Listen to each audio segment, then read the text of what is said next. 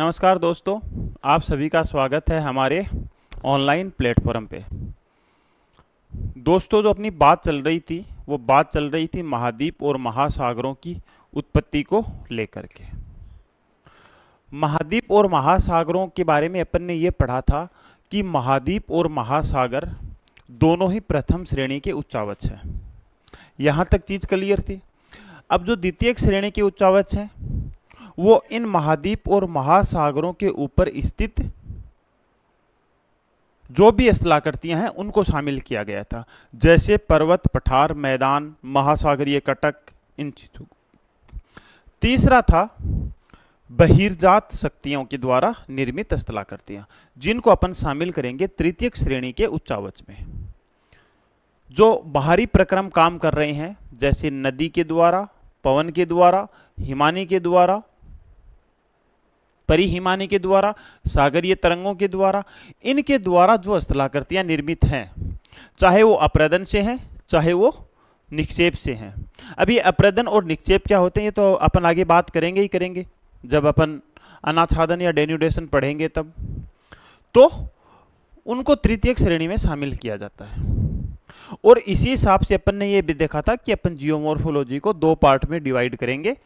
एक तो प्रथम श्रेणी के उच्चावच और द्वितीय श्रेणी के उच्चावच, जिनके निर्माण में हाथ होता है अंतर्जात बलों का। और दूसरा एक पार्ट होगा जो तृतीय श्रेणी के उच्चावच हैं, जिनका निर्माण होता है पृथ्वी के जो बाहरी सतह है या बाहरी जो शक्तियां हैं उनके द्वारा। लेकिन अंतर्जात शक्तियों के ऊपर जाने से पहले, जहां से अंतर्जात शक्तियां उत्पन्न होती हैं, कहां से? पृथ्वी के आंतरिक भाग से। तो उससे पहले अपन ने अध्ययन किया था पृथ्वी की आंतरिक संरचना का। ठीक है। उसके बाद में अपन ने जो प्रथम श्रेणी के अपने उच्चावच हैं, जो कॉन्टिनेंट और ओशियन है, उनके ऊपर अपन उनके निर्माण को लेकर अपन चर्चा कर रहे थे। अगर महाद्वीप और महासागरों की उत्पत्ति को लेकर के जितने भी सिद्धांतों को देखा जाए तो उन सभी सिद्धांतों को दो श्रेणी में विभाजित किया जाता है, दो कैटेगरी में डिवाइड किया जाता है। एक संकुचन के ऊपर आधारित सिद्धांत, मतलब वे विद्वान या उन विद्वानों को शामिल किया गया जो विस्थापन में विश्वास नहीं करते हैं। और पृथ्वी, महाद्वीप और महासागरों की जो उत्पत्ति है उसके निर्माण में संकुचन का हाथ मानते हैं। दूसरे वर्ग के जो विद्वान हैं वो महाद्वीपों का और महासागरों की जो उत्पत्ति है उसको लेकर के विस्थापन में विश्वास करते हैं। उसके बाद में अगर वर्तमान परिप्रेक्ष्य में देखा जाए या जो मॉडर्न थ्योरी है उनको देखा जाए तो ये साफ साफ पता चलता है कि कॉन्टिनेंट और जो ओशियन है उनका निर्माण विस्थापन के परिणाम स्वरूप ही हुआ है। और इस बात को सबसे ज्यादा बल मिला या ये बात सबसे ज्यादा पुख्ता हुई प्लेट टेक्टोनिक थ्योरी के साथ ही। तो जैसे ही प्लेट टेक्टोनिक थ्योरी, जो वर्तमान समय में सबसे विश्वसनीय थ्योरी है महाद्वीप और महासागरों की उत्पत्ति को लेकर के, उसी के साथ ही जो संकुचन के ऊपर आधारित सिद्धांत हैं उनको सिरे से खारिज कर दिया गया। तो आज जो अपन बात करेंगे वो बात करेंगे महाद्वीपों के विस्थापन को लेकर के, या महाद्वीप और महासागरों की उत्पत्ति के विस्थापन से संबंधित सिद्धांतों की बात करेंगे। अब इसमें कुछ सिद्धांतों की बात अपन पिछली क्लास में कर चुके थे और पिछली क्लास में अपन ने टेलर तक पढ़ा था। वही टेलर जिसने महाद्वीपीय विस्थापन सिद्धांत दिया था 1908 में। और टेलर का जो मुख्य उद्देश्य था वो टर्शियरी काल के जो फोल्ड माउंटेन थे उनके निर्माण की प्रक्रिया को लेकर के था। लेकिन उनकी निर्माण की प्रक्रिया को समझाते समझाते टेलर ने महाद्वीपों के विस्थापन को भी समझा दिया। टेलर के सिद्धांत से महाद्वीपों के विस्थापन के सिद्धांत को बल जरूर मिला, लेकिन कुछ ऐसे फैक्ट निकल करके सामने नहीं आए जिससे अपन ये पता कर सकें कि हाँ वास्तव में महाद्वीपों का या महासागरों का निर्माण विस्थापन के परिणाम स्वरूप हुआ है। टेलर के इसी सिद्धांत को आगे बढ़ाते हुए एक जर्मन भूगोलवेता थे अल्फ्रेड वेगनर। अल्फ्रेड वेगनर ने भी महाद्वीपों के विस्थापन के संबंध में सिद्धांत दिया और अल्फ्रेड वेगनर ने अपने सिद्धांत में बहुत सारे ऐसे प्रमाण दिए, बहुत सारे ऐसे फैक्ट दिए जिनको देख करके लगा कि वास्तव में महाद्वीपों का प्रवाह हुआ है। और वेगनर के सिद्धांत के साथ ही महाद्वीप और महासागरों की उत्पत्ति के प्रवाह को लेकर के बातें पुख्ता होने लगी। तो अभी तक जो भी सिद्धांत आया था उन सब सिद्धांतों में वेगनर का कॉन्टिनेंटल ड्रिफ्ट थ्योरी सबसे विश्वसनीय सिद्धांत है। अगर वर्तमान परिप्रेक्ष्य की बात करें तो वर्तमान परिप्रेक्ष्य में भी कुछ पॉइंटों को अगर छोड़ दिया जाए तो वेगनर का महाद्वीपीय विस्थापन सिद्धांत वैसा का वैसा अपना वर्चस्व बनाया हुआ है जैसा 1912 में वेगनर के द्वारा दिया गया था। तो मेनली आज की जो अपनी क्लास तो यही रहेगी वेगनर के महाद्वीपीय विस्थापन के सिद्धांत की, लेकिन हर क्लास की तरह अपन थोड़ा सा शुरू करेंगे पीछे से ताकि अपन उस फ्लो में आ जाए। और अपना मेन जो टारगेट है वो ज्योग्राफी को रटना नहीं है, कॉन्सेप्ट को समझना है। और दोस्तों यकीन मानिए अगर एक बार ज्योग्राफी में अगर आप कॉन्सेप्ट को समझ गए ना तो आपको कहीं रटने की जरूरत पड़ेगी और ना आपके एग्जाम में क्वेश्चन गलत होंगे। ठीक है, तो अपन बात किसकी कर रहे थे? बात कर रहे थे अपन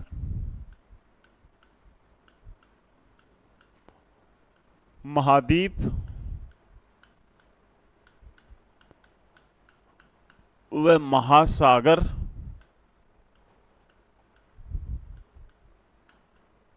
की उत्पत्ति को लेकर के। और महाद्वीप और महासागरों की उत्पत्ति को लेकर के अपन चर्चा कर रहे थे विस्थापन पर आधारित सिद्धांतों की, विस्थापन पर आधारित सिद्धांतों की। अब अपन बार बार अगर सिद्धांतों का नाम ले रहे हैं तो यहां ये चीज भी ध्यान रखना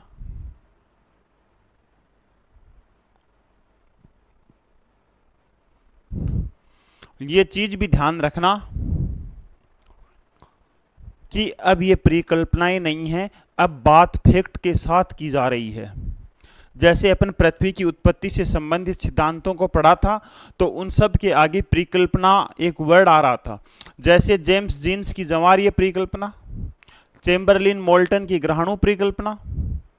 तो इस हिसाब से परिकल्पनाओं का मतलब होता है कि उसमें बहुत सारे जो फैक्ट होते हैं वो इमेजिनेशन के द्वारा सोचे गए हैं, लेकिन यहाँ जो बात की जा रही है वो सिद्धांतों के साथ बात की जा रही है। क्लियर है यहाँ तक? अब अपन बात किसकी करेंगे? विस्थापन की। देखो विस्थापन को लेकर के जो सबसे पहले बात करने वाले भूगोलवेता थे वो थे फ्रांसीसी बेकन। और फ्रांसीसी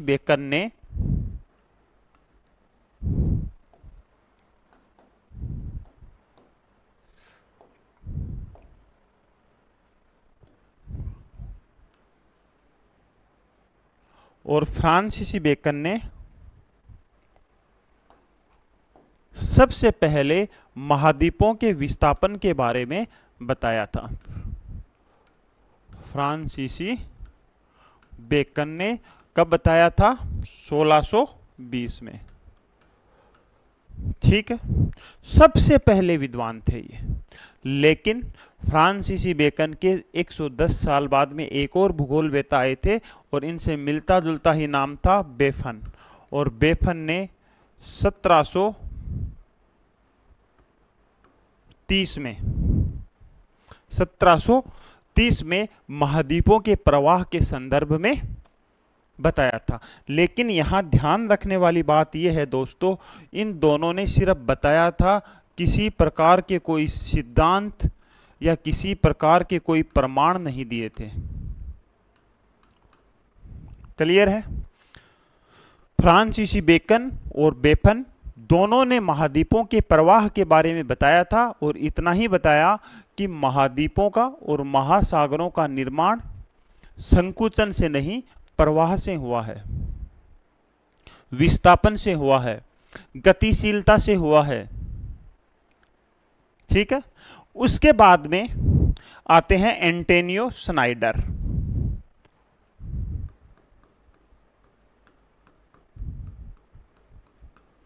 एंटोनियो स्नाइडर, जिनकी थ्योरी अपन ने पढ़ी थी कल 1858 में। और एंटोनियो स्नाइडर जो 1858 में महाद्वीपों के प्रवाह को लेकर के अपने सिद्धांत को दिया, और स्नाइडर ने पहली बार कुछ फैक्ट के साथ बातें की, और स्नाइडर ने यह बताया कि शीत प्रदेशों में जैसे यूरोप, नॉर्थ अमेरिका में उष्णकटिबंधीय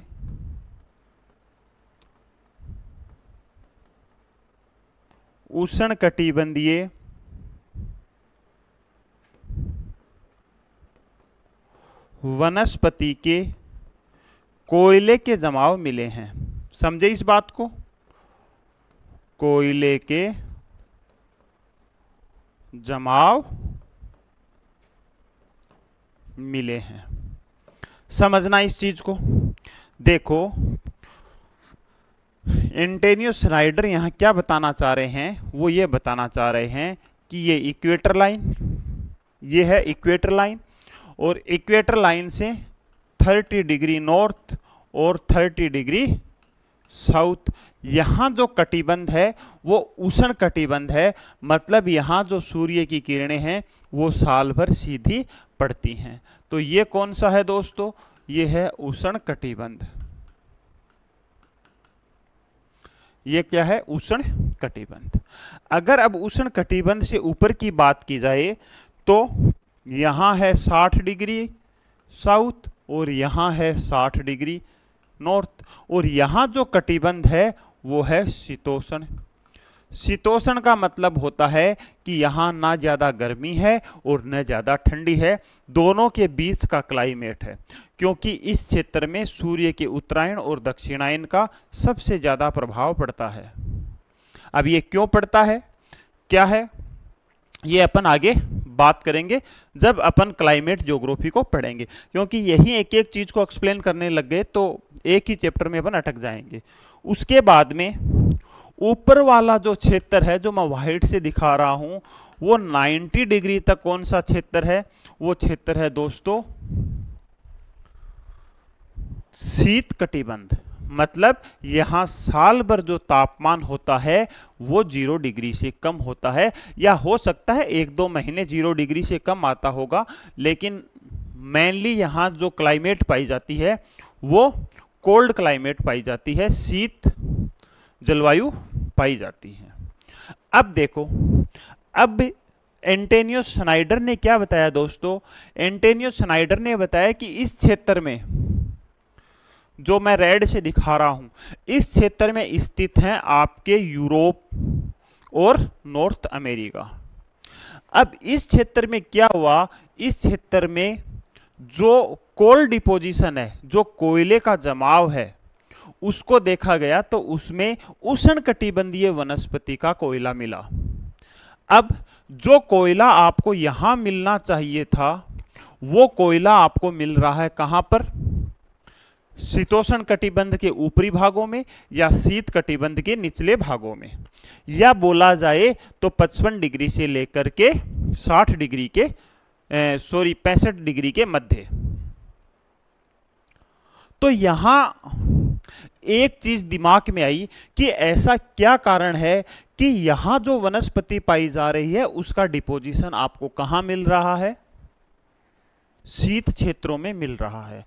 अब कारण तो इसका आगे वेगनर ने बताया था, लेकिन एंटोनियो स्नाइडर ने इतनी ही बात बताई थी, लेकिन इसी बात के साथ ही लोगों के दिमाग में क्वेश्चन जरूर पैदा कर दिया। क्लियर है यहां तक? यहां तक क्लियर है? बहुत सिंपल तरीके से आपको चीजें ध्यान रखनी है। अब देखो, एंटोनियो स्नाइडर के बाद में अपन ने क्या पढ़ा था दोस्तों? अपन ने पढ़ा था टेलर। और टेलर ने अपना सिद्धांत दिया था 1908 में, और बाद में 1910 में उसमें क्या किया था? संशोधन किया था। टेलर एक अमेरिकन ज्योग्राफर थे। टेलर ने क्या बताया? टेलर का जो मुख्य उद्देश्य था वो था टर्शियरी युग के पर्वतों के निर्माण की व्याख्या करना। पर्वतों के निर्माण की व्याख्या करना। क्लियर है? लेकिन पर्वतों के निर्माण की व्याख्या करते करते टेलर ने भी महाद्वीपों का हजारों किलोमीटर प्रवाह करवा दिया था। किस तरीके से करवाया था? किस तरह से? जो क्रिटेशियस काल था उसमें टेलर का सिद्धांत शुरू होता है, और क्रिटेशियस काल में पृथ्वी दो हिस्सों में विभाजित थी, एक तो अंगारा लैंड, एक गोंडवाना लैंड, और उन दोनों का प्रवाह हो रहा था, एक तो भूमध्य रेखा की ओर, दूसरा पश्चिम की ओर। तो ये सारी की सारी बात अपन ने पिछली क्लास में की थी, और यहां तक अपन ने पढ़ा था। अब टेलर के बाद में जो भूगोलवेता आए वो कौन से आए? वो आए दोस्तों वेगनर। कौन से आए?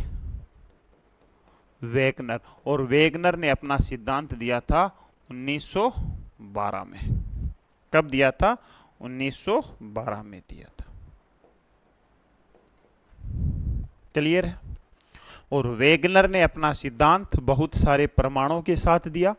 इस वजह से महाद्वीपों के विस्थापन को लेकर के सबसे जो विश्वसनीय सिद्धांत है, अगर प्लेट टेक्टोनिक थ्योरी को छोड़ दिया जाए, अगर आर्थर होम्स के कन्वेक्शनल करंट को छोड़ दिया जाए, अगर हैरी हेस के सागर नीतल प्रसरण को छोड़ दिया जाए, तो उसके बाद में टेलर का ही नाम आता है। लेकिन महाद्वीपों के विस्थापन को सबसे पहले वैज्ञानिक तरीके से बताने वाला जो भूगोलवेता था वो वेगनर ही था। इस वजह से महाद्वीपीय विस्थापन की जो मूल जड़ है वो वेगनर के सिद्धांत से ही है। ठीक है, तो अपना जो टॉपिक रहेगा वो क्या रहेगा? वेगनर का महाद्वीपीय विस्थापन सिद्धांत। वेगनर का महाद्वीपीय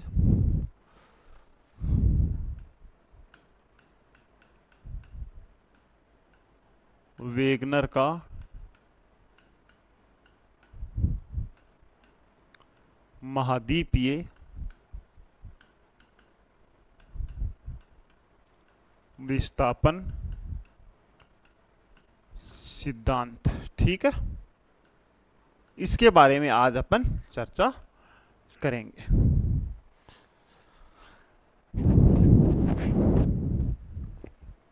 अब देखो, अब अपन बात करते हैं वेगनर के सिद्धांत की शुरुआत से लेकर के। सबसे पहले अगर बात की जाए तो सबसे पहला जो क्वेश्चन यहाँ पुटअप होता है वो ये होता है कि वेगनर ने अपना जो सिद्धांत है वो कब दिया था? 1912 में दिया था। उसके बाद में 15 और 20 में वेगनर क्या करते हैं? वेगनर करते हैं संशोधन। उसके बाद में 1915 और 1920 में वेगनर क्या करते हैं दोस्तों? इस सिद्धांत में संशोधन करते हैं।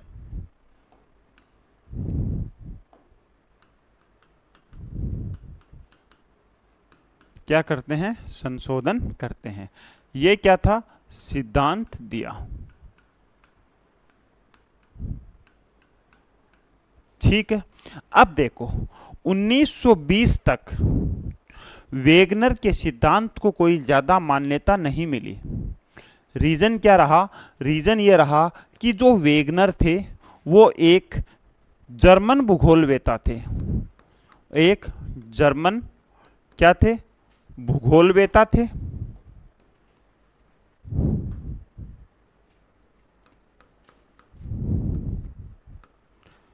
या तो अपन उनको भूगोलवेता, और मुख्य रूप से थे जलवायुवेता। मुख्य रूप से क्या थे? जलवायुवेता थे। यहां तक चीजें क्लियर है।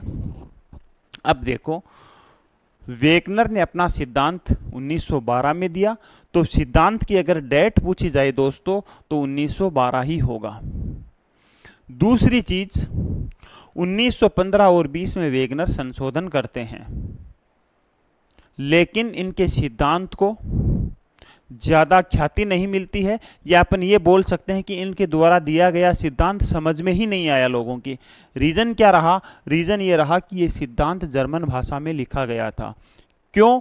क्योंकि वेगनर एक जर्मन के जलवायुवेता थे, और ये क्वेश्चन कई बार पूछा गया है कि वेगनर मुख्य रूप से क्या थे, तो आंसर क्या आना चाहिए? जलवायुवेता थे, एक वनस्पति शास्त्री थे।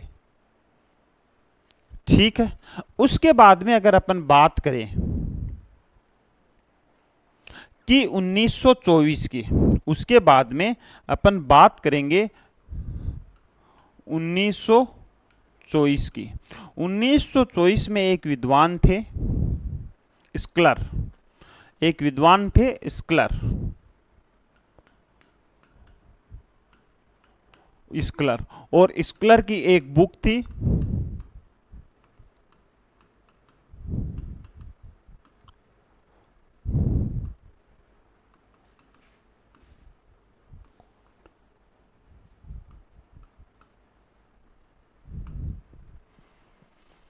स्क्लर की एक बुक थी महाद्वीप और महासागरों की उत्पत्ति, origin of continent and ocean.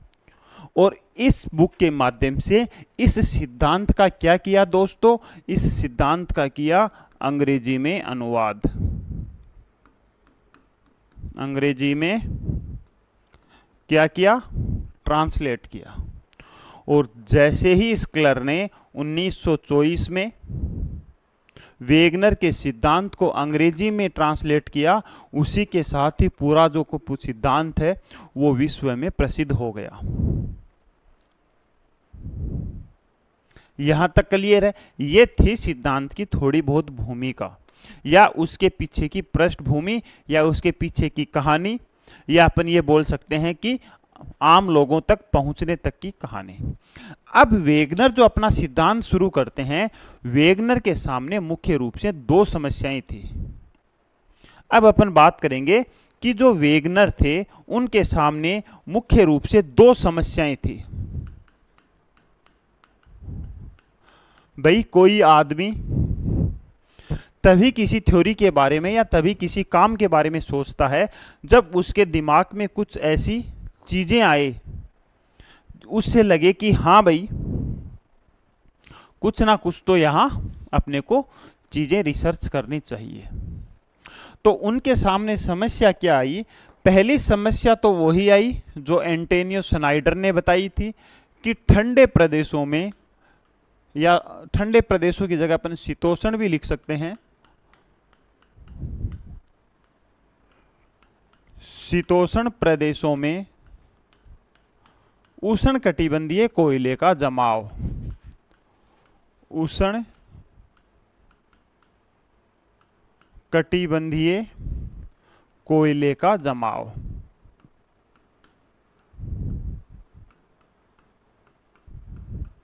पहली समस्या। दूसरी समस्या क्या थी? गर्म प्रदेशों में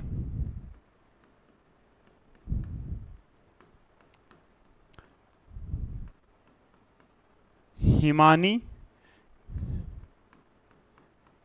जमाव के अवशेष मिलना।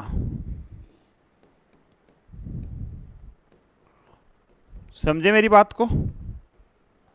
अवशेष मिलना। मेरी बात समझ में आई? देखो, दो चीजें हैं दोस्तों यहां, उनको अपने को बहुत ध्यान से समझना है। पहली समस्या क्या है पहली समस्या है, ये है पृथ्वी। पृथ्वी समस्या नहीं है, पहली समस्या की अपन बात करेंगे। और ये है इक्वेटर लाइन, भूमध्य रेखा। और भूमध्य रेखा के बाद में अपन बनाते हैं इसको 30 डिग्री नॉर्थ, 30 डिग्री साउथ। उसके बाद में यहां 60 डिग्री नॉर्थ, 60 डिग्री साउथ। अब एक चीज मैं आपको और बता देना चाहता हूं, एज ए वो आपके लिए इंफॉर्मेशन ही मान लीजिए कि ये 30 डिग्री नॉर्थ साउथ, ये जो ज्योग्राफी जो बेसिक है, अगर किसी स्टूडेंट को रियल में ज्योग्राफी को समझना है, जो आगे चाहे वो स्टेट पीसीएस की तैयारी करने के लिए हो, चाहे यूपीएससी के लिए तैयारी करना हो, और अपना जो सब्जेक्ट है वो ज्योग्राफी ऑप्शनल रखना हो, चाहे यूजीसी नेट जिस लेवल का आजकल पेपर आ रहा है उसमें ये देखा होगा कि स्टूडेंट के कॉन्सेप्ट क्लियर होना बहुत ज़रूरी है। तो इसके लिए इसी मंडे से, या ये मान के चलिए 1 तारीख से, 1 अगस्त से अपन 6th क्लास से एनसीईआरटी की शुरुआत कर रहे हैं। अब ये जो एनसीईआरटी है ये मेनली तो यूपीएससी वालों के लिए पढ़ाई जाती है, लेकिन यहाँ मैं कहना चाहता हूँ कि एनसीईआरटी यूपीएससी वालों को नहीं, हर उस विद्यार्थी को पढ़नी चाहिए जो आगे अपनी कंपटीशन एग्जाम की तैयारी करना चाह रहा है। 6th क्लास से लेकर के 12th क्लास तक की जो स्टूडेंट एनसीईआरटी पढ़ लेता है, ये मान के चलिए उसका जो सब्जेक्ट है वो 70% क्लियर हो जाता है। और अपन जो एनसीईआरटी हैं उनको भी 2 तरीके से पढ़ाएंगे, मतलब एक ही टॉपिक की 2 क्लास होगी। एक तो होगी एनसीईआरटी विथ एडवांस लेवल, और एक होगी एज इट इज सीधा सीधा फैक्ट। अगर फॉर एग्जाम्पल जैसे किसी एनसीईआरटी में 6th क्लास में आया इक्वेटर लाइन, तो सिर्फ मैं इक्वेटर लाइन के बारे में बता दूंगा बस। और एडवांस लेवल की अगर बात की जाए तो इक्वेटर लाइन के आसपास और जो चीज़ें, या किस तरीके से वो अपनी भूमिका अदा करता है, या किस तरीके से वो पृथ्वी को विभाजन करता है, किस तरीके से कटिबंधों का निर्माण में सहायक है, तो उन चीज़ों को भी अपन बात करेंगे। जैसे 6th क्लास की एनसीईआरटी में पहला जो टॉपिक है वो है सौर मंडल। तो एक तो अपन ये देखेंगे कि तारे क्या होते हैं, तो सीधा सीधा इतना बताएंगे कि वे आकाशीय पिंड जो आकार में बहुत बड़े होते हैं, उनका अपना प्रकाश, अपनी ऊष्मा होती है, तारे कहलाते हैं। तारे एक प्रकार के खगोलीय पिंड है। जबकि अपन जो एडवांस लेवल की बात करेंगे तो उसमें अपन ये देखेंगे, सबसे पहले तारे के निर्माण को देखेंगे,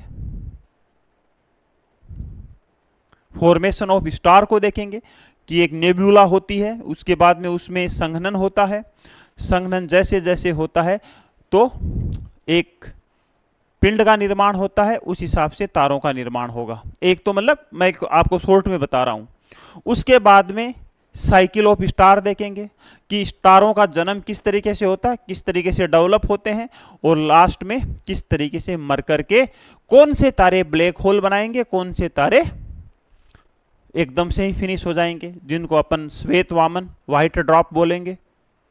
तो कहने का मतलब ये है कि अपन एनसीईआरटी शुरू कर रहे हैं। एनसीईआरटी अपने यूट्यूब चैनल पे भी रहेगी।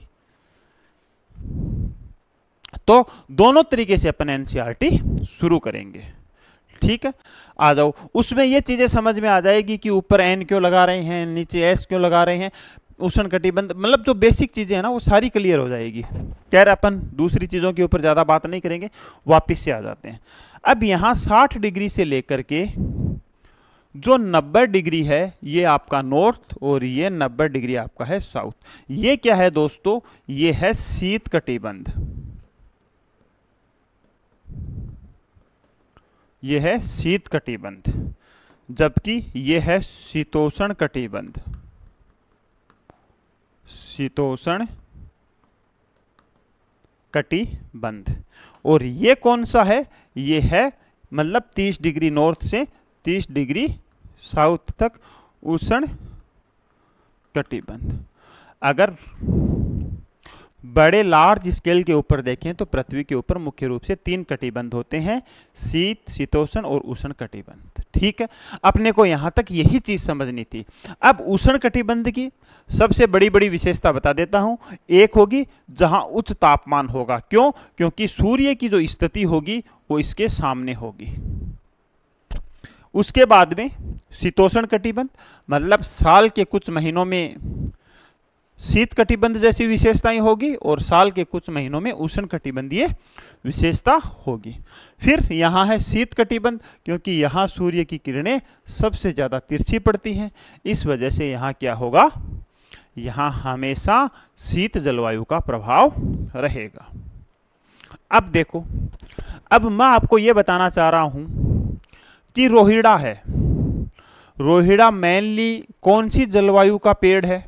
रोहिड़ा मेनली इस जलवायु का पेड़ है, उष्ण कटिबंधीय। अब अगर यही रोहिड़ा आपको ध्रुवों के ऊपर मिले, यही रोहिड़ा आपको ध्रुवों के ऊपर मिले, तो आपके दिमाग में दो चीजें आ सकती हैं। आपके दिमाग में दो चीजें आ सकती हैं। दो चीजें, पहली तो यही आएगी कि वह पेड़ जो मरुस्थलीय विशेषताओं वाला है वो शीत ऋतु में क्या कर रहा है। तो आपके दिमाग में दो चीज आएंगी। दो चीज ये आएंगी, पहली तो आएगा कि हो सकता है कभी ये भाग या ये सूर्य यहां रहा होगा, यहां रहा होगा। एक तो रीजन ये हो सकता है। अगर ये यहां रहा होगा तो ये किसके प्रभाव में रहा होगा? सूर्य की डायरेक्ट किरणों के प्रभाव में रहा होगा। और सूर्य की किरणों के डायरेक्ट प्रभाव में अगर ये रहा है तो यहां उष्ण कटिबंध होगा। ठीक है, या ये हो सकता है कि ये जो स्थलखंड है, ये वाला जो भाग है, ये कभी यहां रहा होगा, ये कभी यहां रहा होगा। तो वेगनर ने क्या बताया? वेगनर के सामने ये दोनों समस्याएं थी कि जो गर्म प्रदेश हैं, जो उष्ण कटिबंध में हैं, वहां किसके जमाव मिल रहे हैं? वहां जमाव मिल रहे हैं हिमानी के। अब साइंस क्या कहती है कि हिमानी के जमाव सिर्फ ठंडे प्रदेशों में ही मिल सकते हैं, जहां हमेशा बर्फ जमी रहती है। यहां तो बर्फ क्या, आसपास भी उसके टेम्परेचर नहीं पहुंचता है। तो यहां क्या हुआ कि या तो ये जो क्षेत्र हैं ये कभी यहां रहे होंगे और ये क्षेत्र यहां रहे होंगे, मतलब महाद्वीपों में विस्थापन हुआ होगा, या ये सूर्य की स्थिति में बदलाव आया होगा। तो वेगनर ने क्या अनुमान लगाया? वेगनर ने यह अनुमान लगाया कि अगर पृथ्वी स्थिर रही है, अगर महाद्वीप स्थिर रहे हैं, तो सूर्य के स्थिति में परिवर्तन हुआ होगा। पहला कारण अनुमान लगाया। और दूसरा अनुमान क्या लगाया? दूसरा अनुमान यह लगाया दोस्तों कि अगर सूर्य अपनी जगह फिक्स है तो 100% महाद्वीपों में विस्थापन हुआ है। विस्थापन का मतलब कभी यह क्षेत्र यहां था तो यह क्षेत्र यहां था। उसके बाद में अगर देखा गया तो जो पहला कारण है वो तो असंभव सा प्रतीत होता है। होगा, खैर अपन नहीं बोल रहे हैं कि असंभव होगा, लेकिन अभी तक ऐसा कोई एविडेंस आज तक निकल करके नहीं आया है जिससे यह पता लगे कि सूर्य की स्थिति में परिवर्तन हुआ है। क्योंकि जो सौर मंडल है, जो पृथ्वी है, उसका प्रधान मुखिया ही कौन है? सूर्य है। तो अभी तक कोई भी ऐसा एविडेंस निकल करके नहीं आया जिससे यह पता लगे कि सूर्य की स्थिति में परिवर्तन हुआ है। तो पहला एविडेंस तो सिरे से अपन कर देते हैं खारिज। और दूसरा जो एविडेंस है, दूसरा जो प्रमाण है, उसमें यह बताया गया कि सूर्य की स्थिति तो फिक्स रही है, लेकिन महाद्वीपों में विस्थापन हुआ है। मतलब आज जो क्षेत्र उष्ण कटिबंध में हैं वो क्षेत्र कभी ना कभी शीत कटिबंध के प्रभाव में रहे होंगे, और जो शीत कटिबंध के प्रभाव में जो भूमि है वो कभी ना कभी उष्ण कटिबंध के प्रभाव में रही होगी, और इसी वजह से ये चीजें आपको देखने को मिलती हैं। तो इस समस्याओं को लेकर के वेगनर ने 2 अनुमान लगाए। मेरे हिसाब से लिखने की जरूरत नहीं होगी, समझ गए होंगे आप। या लिखे, देखो पहला अनुमान क्या लगाया, अनुमान लगाए, और पहला अनुमान लगाया दोस्तों, अगर पृथ्वी स्थिर रही है, पृथ्वी स्थिर रही है तो सूर्य की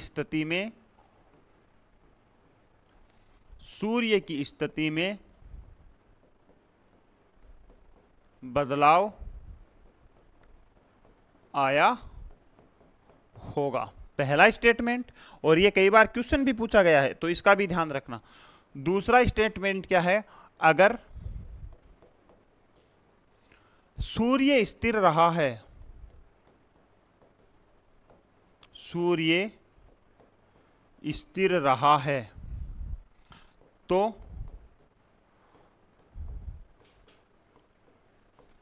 महाद्वीपों की स्थिति में परिवर्तन हुआ है।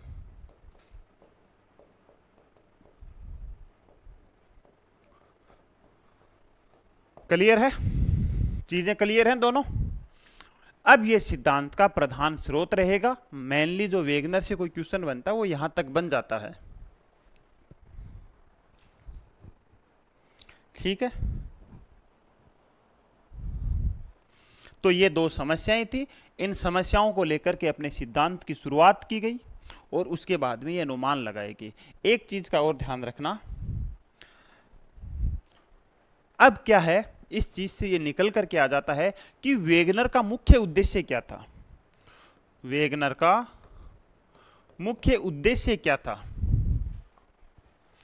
जैसे अगर पूछ लिया जाए टेलर का मुख्य उद्देश्य क्या था, तो आप बोल दोगे कि टर्शरी युग के मोड़दार पर्वतों की व्याख्या करना। लेकिन वेगनर का मुख्य उद्देश्य क्या था, जलवायु कटिबंधों के स्थानांतरण की व्याख्या करना। क्या था,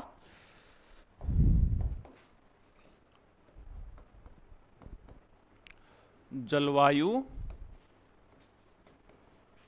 कटिबंधों के स्थानांतरण की व्याख्या करना। यहां तक क्लियर है ना, यहां तक क्लियर है। उसके बाद में अपन आगे बात करेंगे। यहां तक कोई दिक्कत है तो पूछो, आप फटाफट कमेंट करो।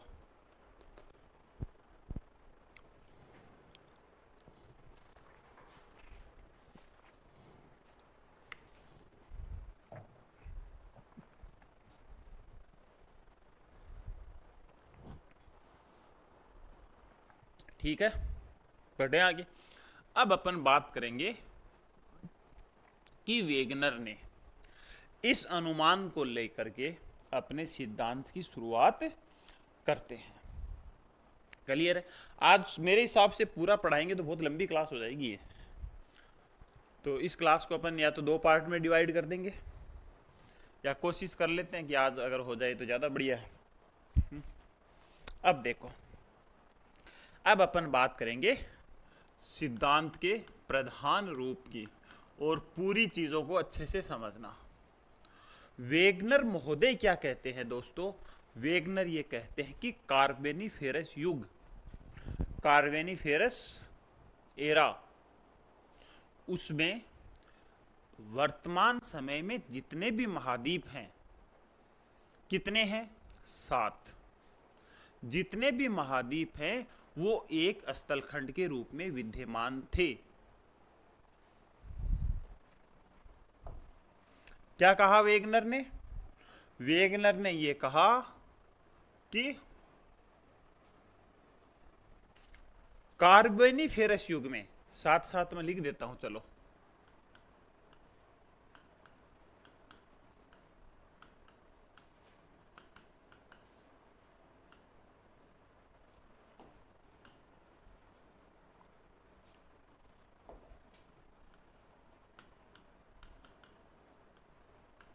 कार्बोनिफेरस युग में जो 7 महाद्वीप हैं,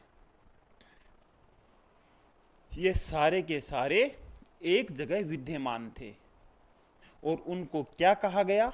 उनको कहा गया पेंजिया।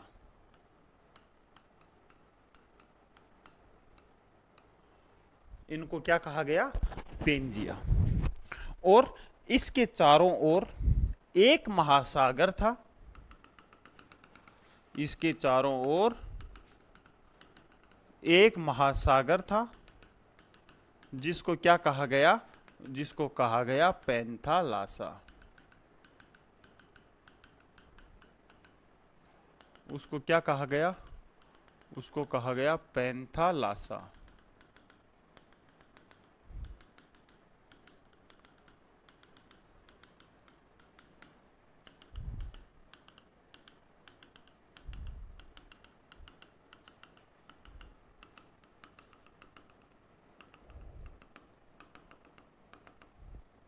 इसको क्या कहा गया?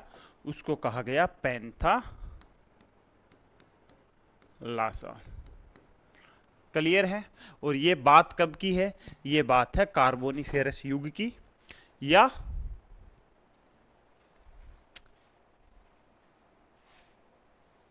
ये बात कब की है? ये बात है कार्बोनिफेरस युग की,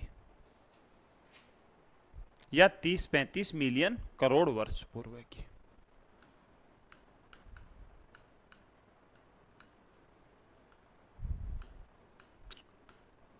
ठीक है।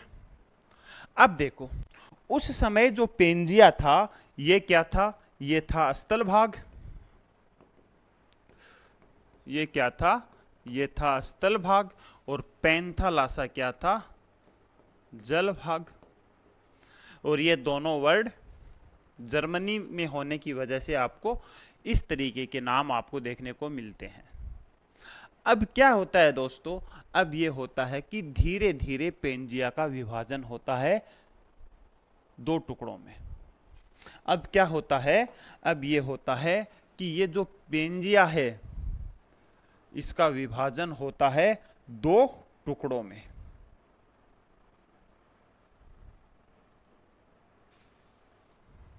ठीक है। इसका विभाजन क्या होता है? 2 टुकड़ों में इसका विभाजन होता है। एक जो उत्तर की तरफ हुआ वो अंगारालैंड या लोरेशिया। ये क्या हुआ?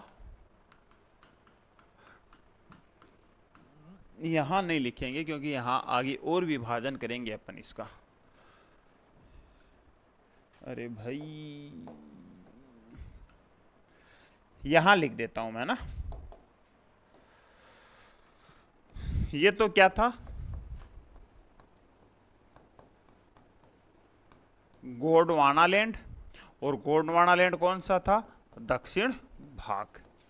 ठीक है। और ये क्या था? ये था अंगारा लैंड या उत्तरी भाग। और चारों ओर वही महासागर था जिसका नाम अपन बार बार अब नहीं लिखेंगे क्योंकि अपने को चाहिए अब स्पेस चीजों को समझाने के लिए।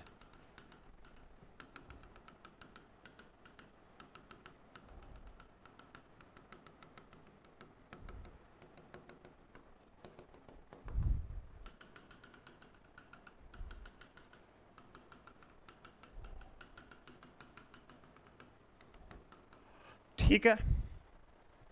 अब देखो, जैसे ही इस पेंजिया का विभाजन हुआ, विभाजन होने के बाद में ये पेंजिया दो टुकड़ों में टूटा। एक इसका जो उत्तरी भाग अंगारा लैंड कहलाया, एक इसका दक्षिणी भाग गोंडवाना लैंड कहलाया। लेकिन जैसे ही ये पेंजिया टूटता है तो उसके बीच में एक दरार का निर्माण होता है और उस दरार में पानी घुस जाता है, किसका?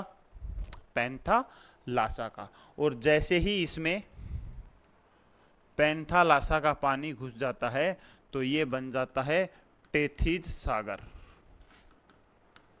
टेथिज सागर, क्लियर है? ये क्या बन जाता है? टेथिज सागर। तो अब क्या हुआ? अब इस स्थिति से पृथ्वी आ गई इस स्थिति में, जो पहले एक कॉन्टिनेंट था, एक ओशियन था, तो अब दो कॉन्टिनेंट और दो ओशियन हो गए। ठीक है। फिर वेगनर क्या बताते हैं? फिर वेगनर बताते हैं कि ये महाद्वीप प्रवाहित हो रहे थे भूमध्य रेखा की ओर और पश्चिम की ओर। ठीक है। फिर वेगनर ने क्या बताया, तो अपन नेक्स्ट स्लाइड में लेते हैं। वेगनर ने क्या बताया कि ये जो पैंथालासा था और इसमें दो जो टुकड़े थे, दो टुकड़े थे,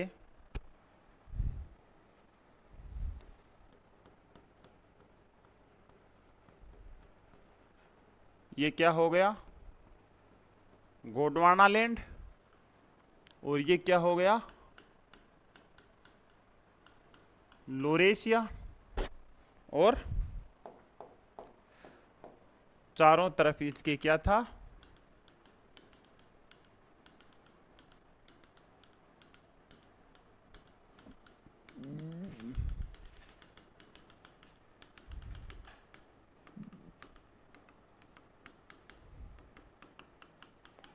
चारों तरफ क्या था?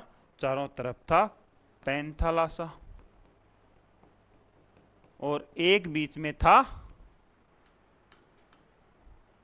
चलो इसको छोड़ दो एक बार, ठीक है, ये था पैंथालासा। अब वेगनर ने क्या बताया? वेगनर ने यह बताया कि ये जो भूमध्य रेखा थी, भूमध्य रेखा थी, अपन सिर्फ मान रहे हैं चीजों को समझाने के लिए, ठीक है। अब वेगनर ने क्या बताया कि इन दोनों स्थलखंडों का प्रवाह प्रारंभ हुआ है। प्रवाह तो पहले भी हुआ है, उस वजह से ही तो टूटे हैं, लेकिन अब दोनों स्थलखंडों में प्रवाह पैदा होता है। और प्रवाह किस तरफ होता है? प्रवाह होता है एक तो भूमध्य रेखा की ओर और एक होता है पश्चिम की ओर। क्लियर है? चीजें क्लियर है? वेगनर ने क्या बताया? वेगनर ने यह बताया कि जो स्थलखंड थे उनका प्रवाह प्रारंभ होता है एक का भूमध्य रेखा की ओर और एक पश्चिम की ओर। तो यहां अपन इस चीज के ऊपर बात कर ही लेते हैं प्रवाह को लेकर के। तो वेगनर ने महाद्वीपों का प्रवाह दो तरीके से, दो तरफ बताया। वेगनर ने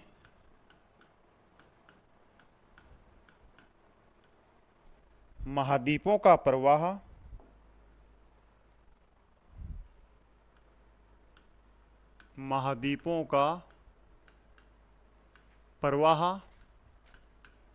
दो तरफ बताया, दो तरफ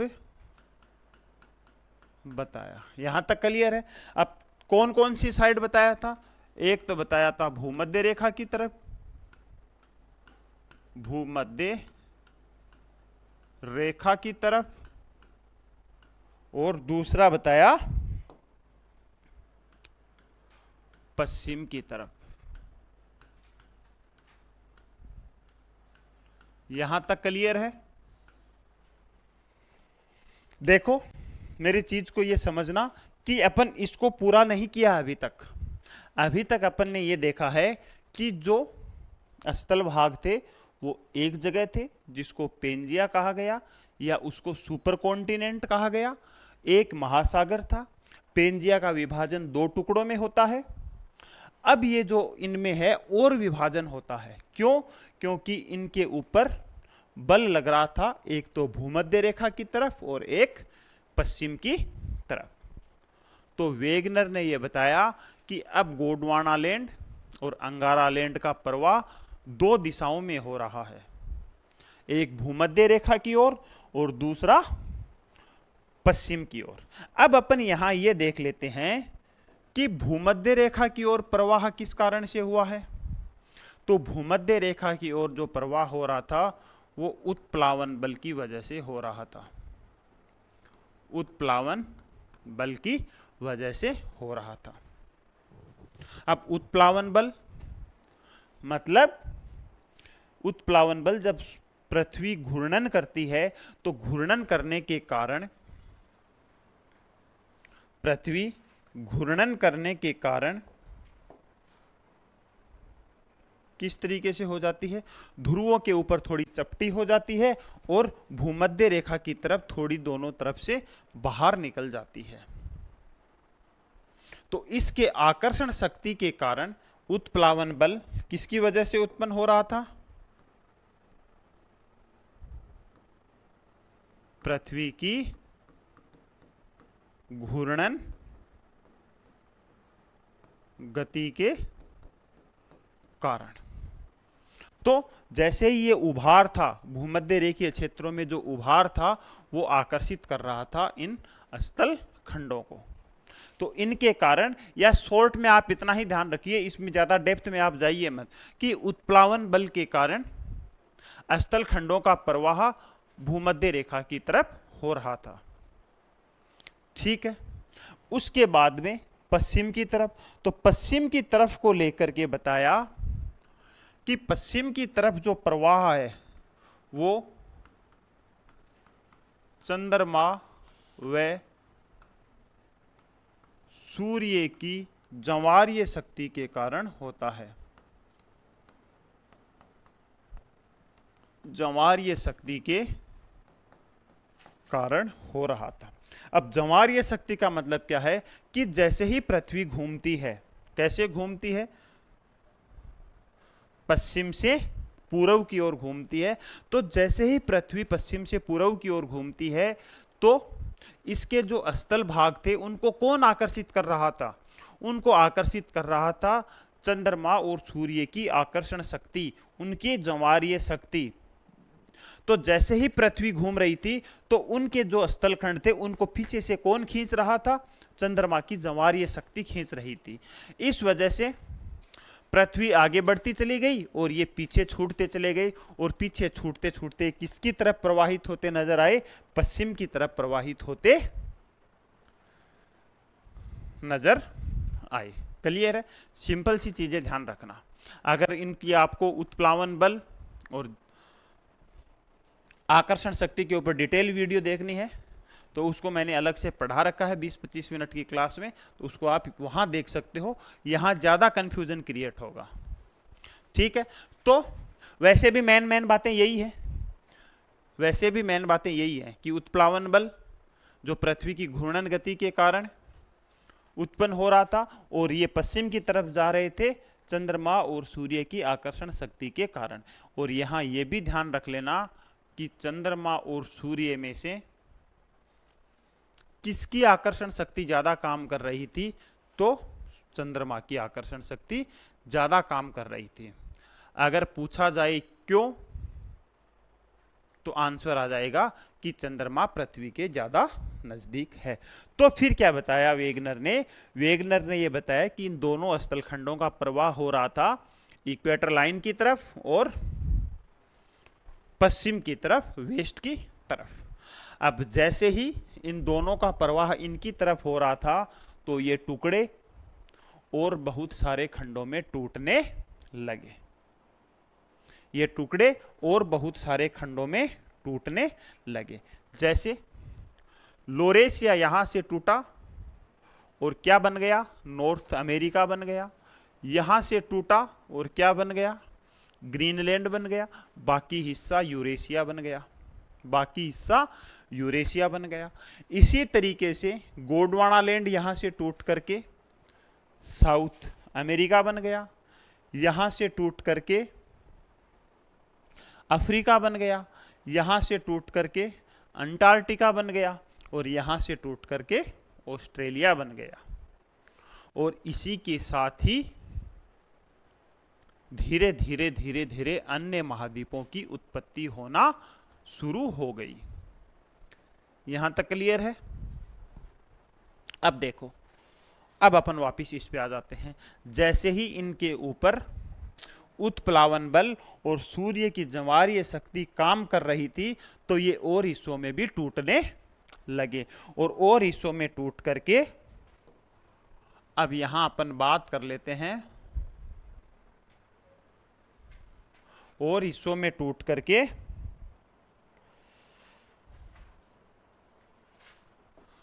जो अंगारा लैंड था वो बना एक तो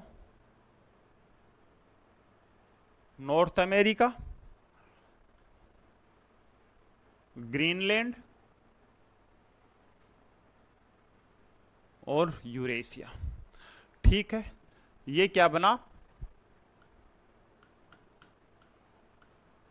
ये उत्तरी अमेरिका,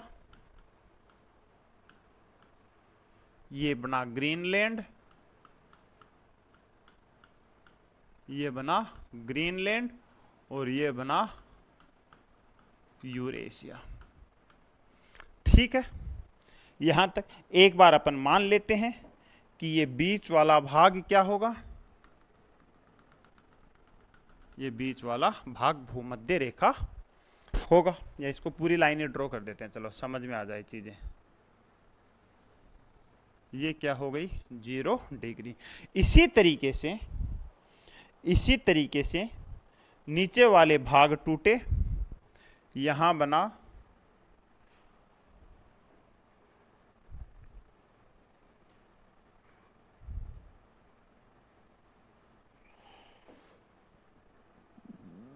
ये अफ्रीका, ये अंटार्कटिका, ये ऑस्ट्रेलिया।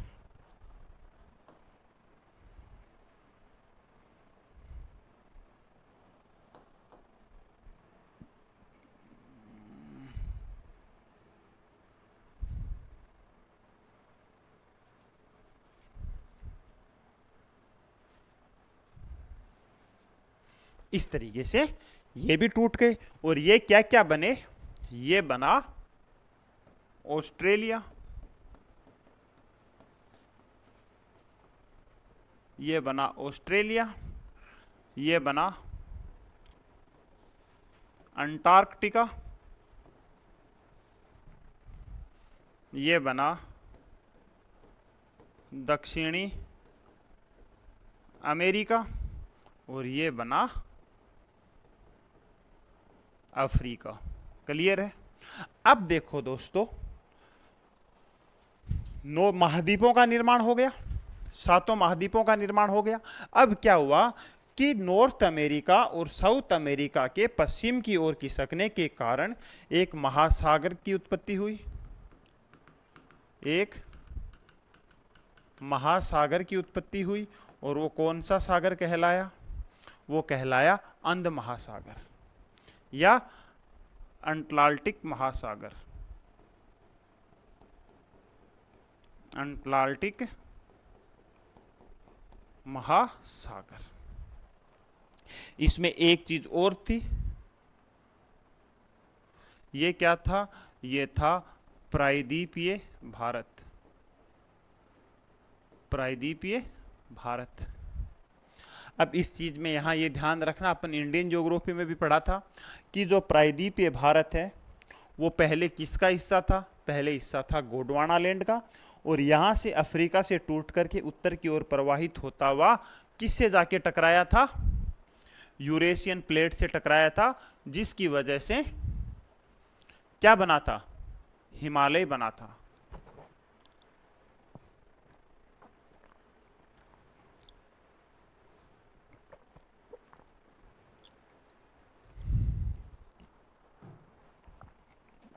जिसकी वजह से क्या बना था?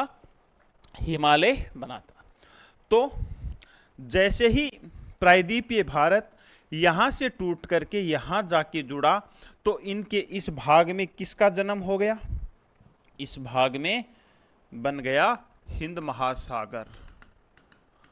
इस भाग में क्या बन गया? इस भाग में बन गया हिंद महासागर। ठीक है, ये सारे के सारे भाग ऊपर से नीचे की ओर प्रवाहित होने के कारण यहां क्या बना? यहां बना आर्कटिक महासागर। यहां क्या बना?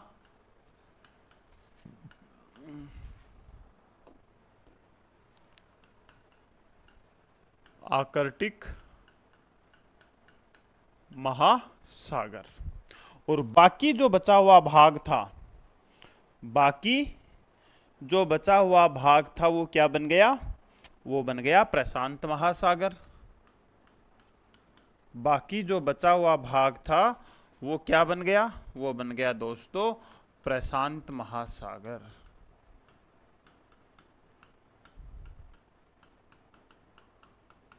वो क्या बन गया?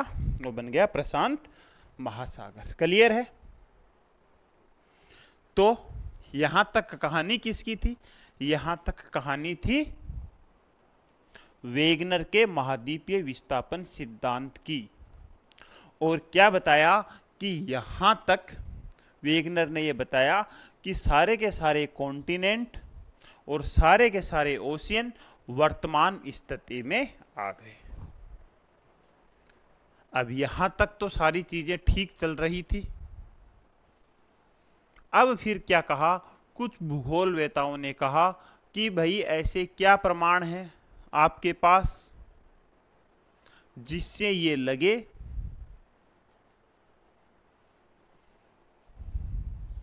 कि ये सारे के सारे महाद्वीप यहां से शुरू होकर के यहां तक पहुंचे हैं। ऐसे क्या क्या एविडेंस आप दे सकते हो? तो वेगनर ने बहुत सारे एविडेंस दिए, उनकी अपन बात करेंगे अभी। तो यहां तक क्लियर है तो बता दो। यहां तक क्लियर है तो बता दो।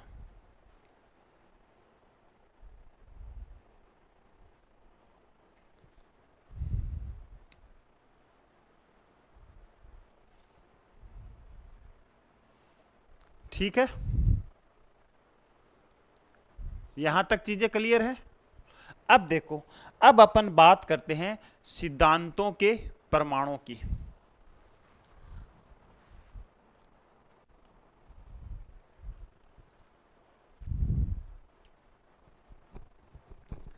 इतना ही करवाएं?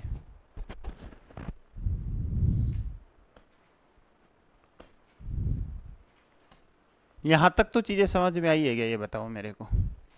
यहां तक तो चीजें समझ में आई है क्या? यहां से लेकर के देखो, ये तो सीधे फैक्ट थे, अपने को याद रखने ही पड़ेंगे। उसके बाद में उद्देश्य को लेके पूछा जाए तो उद्देश्य क्या था? जलवायु कटिबंधों के स्थानांतरण को लेकर के व्याख्या करनी थी, और इनकी व्याख्या करने के साथ साथ महाद्वीपों के विस्थापन की भी व्याख्या हो गई। उसके बाद में दो समस्याएं थी, उसके बाद में उनका समाधान के लिए ये अनुमान लगाया गया। उसके बाद में बताया कि कार्बोनिफेरस काल में पृथ्वी की स्थिति ये थी। उसके बाद में यहाँ ऐसे टूटती है, फिर सातों के सातों महाद्वीप और चारों जो बड़े महासागर हैं वो बनते हैं। और उसके बाद में धीरे धीरे और टुकड़ों के टूटने से छोटे छोटे सागर, पहाड़ियाँ, खाड़ियाँ और द्वीप समूह का निर्माण होता है। उसके बाद में प्रवाह को लेकर बताया, तो प्रवाह दो दिशाओं में बताया, एक तो इक्वेटर लाइन की तरफ और एक पश्चिम की तरफ। इक्वेटर की तरफ जो बताया वो पृथ्वी की घूर्णन गति से उत्पन्न होने वाले उत्प्लावन बल की वजह से बताया, और पश्चिम की तरफ जो सूर्य और चंद्रमा की आकर्षण शक्ति के कारण बताया। और उसके बाद में टूटते टूटते महाद्वीप इस स्थिति में आ गए। ठीक है, कल अपन फिर बात कर लेते हैं वेगनर के महाद्वीपीय विस्थापन के सिद्धांत के प्रमाणों की लेकर के। ठीक है, तो आज के लिए इतना ही। सभी को धन्यवाद। फिर जाते जाते आपके लिए जरूरी सूचना कि हमारे जो एप्लीकेशन के ऊपर हैं वो UGC net RPSC first grade के लाइव बैच चल रहे हैं। क्लासें हमारी सारी की सारी लाइव ही होती है और रिकॉर्डेड कोई बैच नहीं होता है। हाँ, अगर किसी ने लाइव लिया है और बाद में देखना हो तो रिकॉर्डेड बैच देख सकते हो, कोई दिक्कत नहीं है उसमें। इसके अलावा हमारा स्टडी मटेरियल है और टेस्ट सीरीज है जो इस मंडे से शुरू हो रही है, जिसका पूरा का पूरा शेड्यूल टेलीग्राम के ऊपर कल तक अपलोड कर दिया जाएगा, आप देख सकते हो। और किसी को ज़्यादा इन्फॉर्मेशन चाहिए या किसी को कुछ पूछना हो तो वो 8094610611 8094610611 के ऊपर आप व्हाट्सएप कर सकते हो। और अगर किसी को हमारे नोट्स का सैंपल देखना हो, खैर क्लासें तो हमारी एप्लीकेशन के ऊपर सीधी फ्री पड़ी हैं और कोई एक दो क्लास नहीं है, बहुत सारी क्लासें हमने फ्री डाल रखी है। और अगर स्टडी मटेरियल को लेकर के किसी के कुछ डाउट हो तो इस नंबर के ऊपर व्हाट्सएप कर देना, आपको सैंपल पीडीएफ भेज दी जाएगी, पूरी उसकी इंडेक्स भेज दी जाएगी और आप वहां से देख करके फिर अपना निर्णय ले सकते हो। टेस्ट सीरीज का जो वीडियो है, वो जो डेमो वीडियो है कि हर टॉपिक के बाद में आपको लाइव सॉल्यूशन करवाया जाएगा, उसका एक वीडियो मैं आज या कल यूट्यूब के ऊपर डाल दूंगा। सारे टेस्ट पेपर का सॉल्यूशन उसी तरीके से ही करवाया जाएगा, आप उसको देख सकते हो। तो पहली जो क्लास होगी डेमो क्लास, वो लाइव नहीं रहेगी, वो मैं रिकॉर्ड करके डालूंगा सिर्फ आपके देखने के लिए, ताकि देख करके अपना डिसीजन ले सको। ठीक है, आज के लिए इतना ही। सभी को धन्यवाद।